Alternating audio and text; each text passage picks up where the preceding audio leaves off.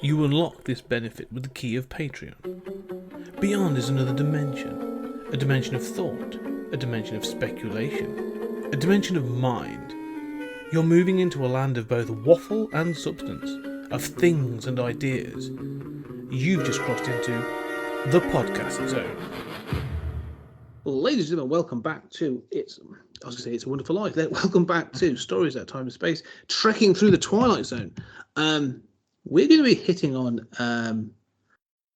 some dark matter on this one, and there may be some. So I'm actually going to give this is the first time I'm going to be giving a trigger warning. I think for an episode, we're going to be going to Death's Head Revisited, which I'm assuming is supposed to be a point on Brideshead Revisited. Yes. A former German SS captain returns to Dachau concentration camp. Whoa. A trigger warning only works if you tell people what the trigger is. I was going to give the trigger. We are going to be talking about Nazi concentration camps and the extermination of the Jews, and we have to talk about some very dark practices that get hit on this episode. And so, yes, we will be talking about some of the tortures and some of the things that happen because it's sort of needed for this episode. So you're right. Sorry, trigger warning. That's the trigger. But let me give you a quick. I just want to go into the plot. Just so I'm going to actually. This is one of the first times I'm going to read it because I think it needs to be just explained. To a former German SS captain returns to Dachau concentration camp and begins reminiscing on the power he enjoyed there until he finds himself on trial for those who died at his hands. What we find out is obviously this guy who was a captain in the SS, who is SS Captain Gunther Lutz. He's been in South America since the war. He's been hiding out. And then he returns back to the town of Dachau and then goes up to the concentration camp. And there he is confronted by Alfred Becker, who he believed, or he'd forgotten, it's been 20 years, or 15 years, I should say, so he killed. And he believes he's like a caretaker there now and sort of stuff. But eventually he is confronted by the ghosts of the men and women and the men mostly that he killed whilst being the captain of Dachau. What are your thoughts on this episode up front, Julian? I think it's a brave episode. Yeah. I think it is a super dark, super serious episode. I admire the hell out of it. It is very blunt and brutal about the horrors of the Holocaust. I do think he's depicted as overly sadistic, in a sort of cliched way. Having said that, I'm not going to defend the depiction of Nazis, No. And I think that this episode ends with why Dachau must remain standing, so we never forget. I think this episode is a testament to that. And I'm proud that it exists. I'm proud that it was put on American television in 1961. And I'm proud that it's part of the Twilight Zone. Yeah, I was shocked. I wasn't sure what to expect. I've obviously been going through these one by one as we sort of ready to talk about them. And this followed, obviously just in the last episode, we talked about It's a Good Life, and that had been a classic. And so I'd heard about that one, so I went in with an expectation. I did not know what this was. And so even when it opens with an interesting sort of segment where Lutz goes into an inn and he sort of introduced himself with a different name and all sort of stuff. And then he starts sort of like quizzing the woman in the inn, and sort of like, oh, but what's the town called? What's that up on the hill? Oh, it's all very sort of like he's being, a little odd. Like, you're not entirely sure what he's supposed to be, but like there's a joy in the awkwardness he's putting on this woman. It's like going, oh, well, that's a concentration camp, and we're in Dachau, and sort of this other stuff. Like he's enjoying this sort of instantly. Like, you get his joy making people squirm about this history that there is there. This awkwardness of these people have had to live in the shadow of this concentration camp. And then he visits it, and it just sort of from that point on, it just keeps hitting you again and again with this horror. It's like, as you said, it's quite blunt in the reiterating the tortures that were taken about, sort of like, people being hung up and in the hot sun and then being whipped and all this stuff happening to them. Like, I was kind of shocked at how, as you said, for early 1960s, the graphic nature of some of the descriptions in this show. Like, this episode is designed to shock, and it successfully does so. And it works as a fantastic, almost as a ghost story. Like, it is a ghost story. This isn't a ghost story, but the relationship between there's a moment when sort of Lutz gets into Dachau the first time. He's having a look around and he meets Becca, and Becca's there, sort of still in his sort of prison, worn prison sort of garb. And Becca and Lutz is like, "Oh, you're still here. This is, you're like a gay, like the caretaker." And after 17 years, things passed. He tries to shake his hand, and I'm sort of like, "Oh my God!" Even if he is still the caretaker there, and that's why he's there or whatever, like, this is, it's insane how sort of like this throws things into your face straight away. Yeah, and I do think that there are, in addition to the depiction of him being overly sadistic, obviously, it doesn't look exactly correct. One thing is, the signs that you see are all in English. Yeah, I noticed that. The flashbacks aren't, and that's fine. There's nothing wrong with that. We do translate. It would be weird to see a sign in, ancient Rome untranslated. You'd say, I have no idea what that's saying. Having said that, there's something about the Holocaust, especially, where we expect untranslated German, at least today. Now, this is 61. It's obviously pre-Schindler's List, which is 30 years later. But, there are those moments, and like you say, the main character's cavalier attitude being in the camp again. Even people who were sadists, wouldn't have that cavalier attitude. So I would put that in that category of things that kind of strike me as a little tonally off, although not ethically or morally off, if that makes sense. Yeah, no, I know what you mean. I think one of the things I'd look at or consider is something we've talked about before. Is this is obviously a very short episode, we're like 22 to 25 minutes long. So there are certain things they have to hit home quite, they have to hit that nail on the head very heavily to get a message across. Like, you don't have the time to do the nuance of like, here's that history of all the things you did, and him sort of, I think you need to have that flash of him being quite cavalier with it all for some of the other bits to work. Especially his response to the trial. You need to have that sort of cavalier attitude, I think. Unfortunately, like I say, if this was a longer episode, I think you could build up to some of that.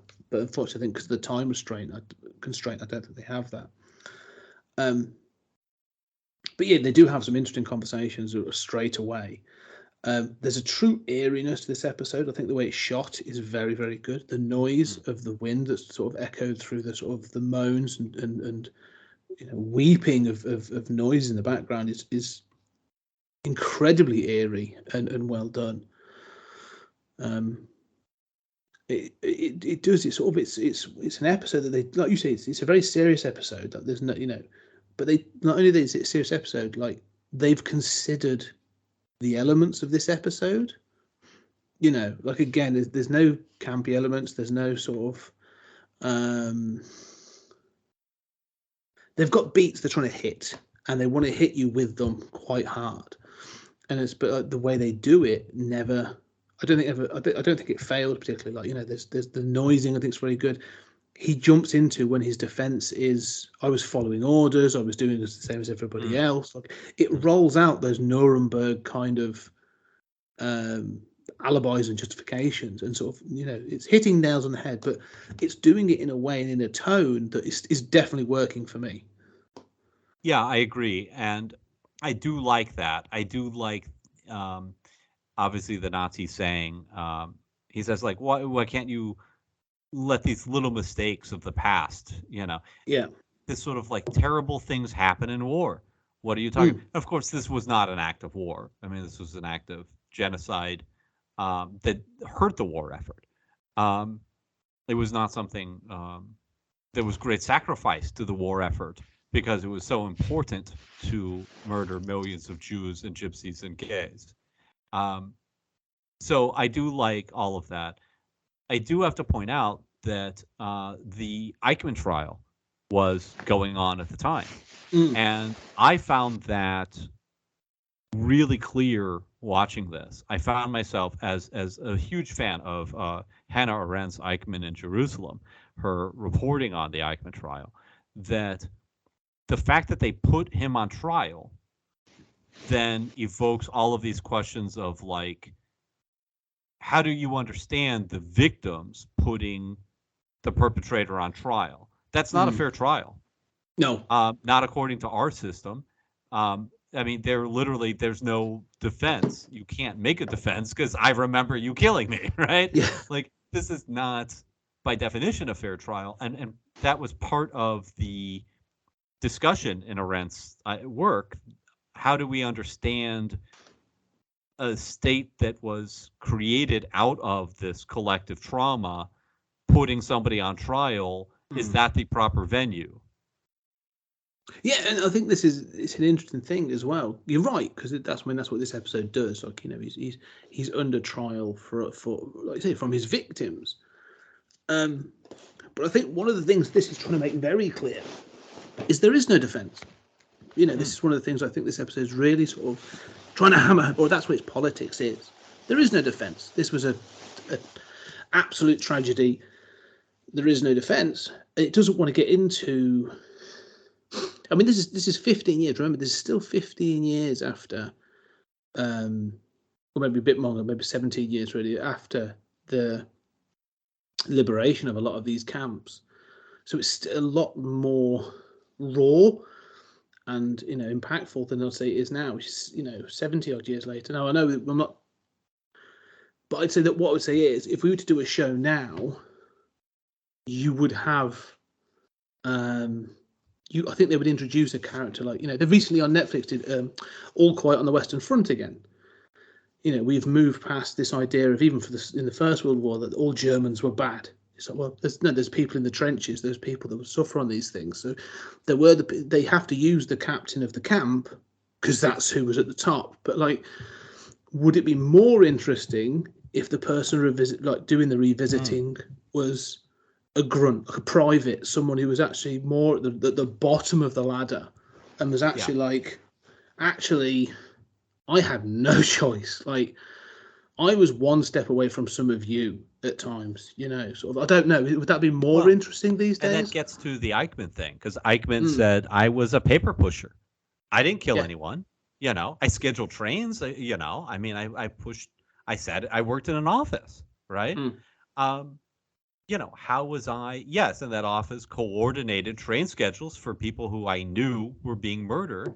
But if I didn't do it, somebody else was going to do it. Yeah. I mean, how do we? You're right. You're quite right. I mean, this person being a sadistic commandant of a concentration camp makes it a lot more morally safe. Yes, exactly. Yeah.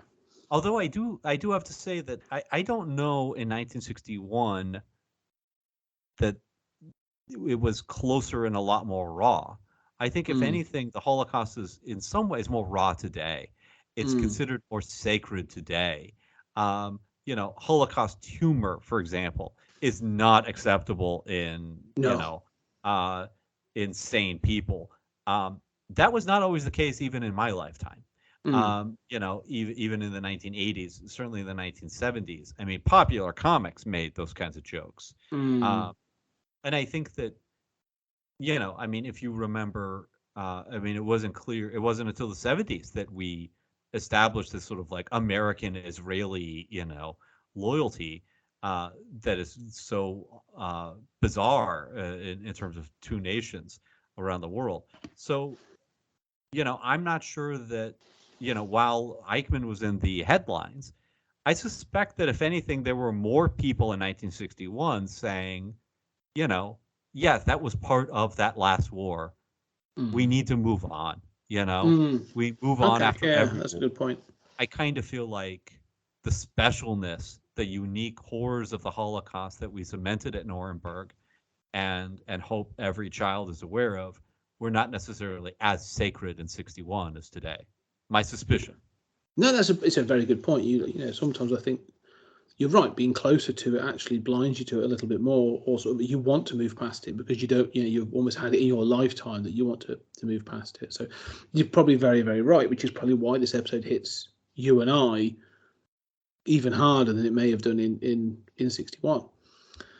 Because there are things like, you know, the way that when he is surrounded by those people and he's surrounded by the ghosts of all the people that he's killed and stuff, like it's haunting. It's a really well done haunting image. It really kind of affected me. But one of the things that sort of, I want to talk about the ending of this episode. Yeah. But I also want to talk about one. There's a moment of realization in this episode, which is kind of cool. Is he's overwhelmed with the sort of like everything that's going on with this trial and passes out.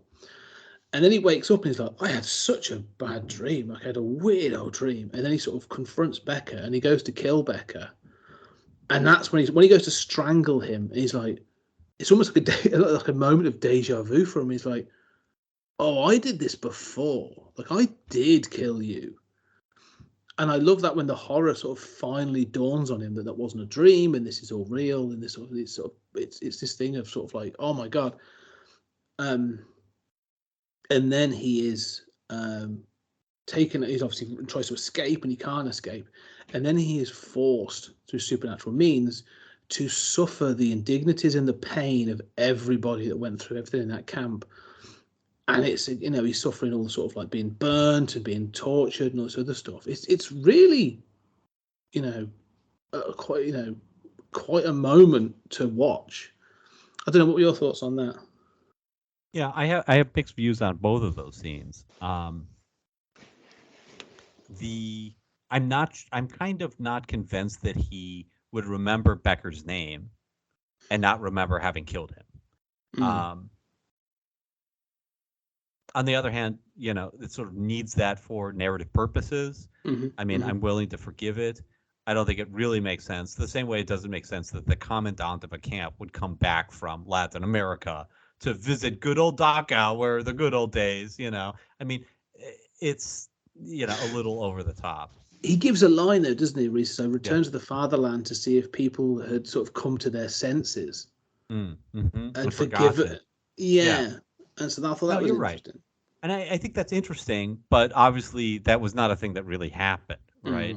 I mean, and Eichmann was caught in Buenos Aires, right? And we all know, you know, Latin America sheltered a lot of Nazis.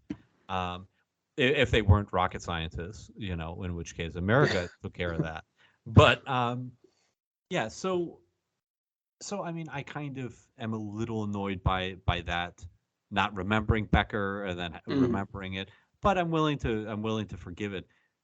In the same way, the punishment of being insane, which it literally says, you know, your punishment will be insanity.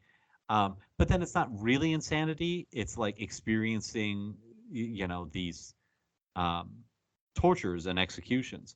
I like that, but and of course, you know, it's a sort of living hell, you know, that is. You know, we're told the final judgment will come from God, which makes me wonder, a Jewish God? You know, like there were multiple gods, you know, that people worshipped. You know, what about the gypsies? So, I mean, you know, let's not focus on that, I guess. The idea of having insanity be a punishment sort of bothers me in a later day you know, sense of not wanting mental illness to be considered a punishment from God. But again, I'm willing to forgive it. I mean, obviously, the trope of insanity as a punishment from divine beings, you know, is an old one. You know, it's so I'm willing to forgive all of that stuff. And I think it works as a finale to the story. What about you? No, I see what you're saying about this idea of insanity being a general term, you know. But it's this idea of sort of, I get it because obviously written in '61 and sort of it fits that thing, but this idea of sort of being broken by going through all the torturous pain of his victims. I love that, like having to suffer the indignities and stuff that he sort of brought on others. Really works for me, and I think the guy plays it kind of well. But there's this whole thing that it's sort of topped off then by the sort of the doctor coming up, and it's sort of like, they have no explanation for his death, sort of thing, and it's sort of he does die, or he's sort of So I don't know. I like the ending. I think it works as a sort of a comeuppance. This is one of those episodes, and I've touched on this several times. Of like, if this episode was like 10 minutes longer, I think you can introduce more nuance and sort of like some some more back and forth. That I think you could take out some of the hammering of nails to make the point, and you can sort of extend some of those scenes to try and have some of those sort of that dialogue. But I think it works incredibly well. I think I really like this episode for that. And it sort of it left me. I often watch these in batches. I'll sort of go through and I'm watching stuff. This is one of the first ones where I was like, I can't watch the episode after this. I need to step away. Like I was watching it on my tablet. I was sat down, sort of watching it. It really did. I was like, okay, I've got to step away for a few minutes to watch something else. I'm gonna go watch cartoons and cheer myself up. Like this really this really hit me. I wasn't expecting it. I didn't know what to expect. I had no expectations, and when I came in, it was a bit like like you say, it came out of nowhere. So. No, this to me is I'm surprised this has never been held up as a classic. It's sort of I like I like ghost stories, and I like that idea of the comeuppance. So this one worked really well for me. Yeah. Yeah, I agree with that, and I think that it it is a classic episode. I mean, it's definitely one of the best of the season so far for me, and I admire it. I mean, it is a brave look at this at the Holocaust. It does not. I think one of the things I most admire about fiction is its ability to hold a mirror up and not pull that mirror away at a convenient, comfortable moment. And when it shows the final assassin. Yeah, right. I mean, but right. This being the mirror, an earlier episode this season. I mean, and my quibbles are minor. I will say, this idea that comes up many times in the Twilight Zone that seems very Serling about how totalitarianism and Nazism goes against reason, goes against conscience, I think is simplistic to the point of being problematic. Yes. Because the reality is the Germans who helped and enabled the Holocaust, and there were many, saw that as their patriotic duty. And the extermination of a race of people was seen as infinitely reasonable, and in fact, by many people as the good Christian thing to do. So it is very easy for us to say, especially in 1961 America, right? They shoveled all of their reason, their logic, their knowledge, but worst of all, their conscience into the pits they had dug. It's beautiful. It's good writing, right? But I do always want to have a deeper discussion of what constitutes reason and conscience, and how culturally dictated it is, and how things like crimes against humanity should correct that.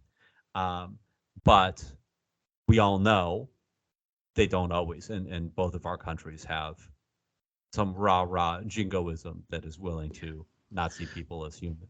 No, and I think the thing is, this is 15 years after, so I don't, I often think about how long after events do people start to have that nuance. I think or understanding. I think similar would be like Vietnam War. Like this is still when you look at there was almost like an immediate reaction to that.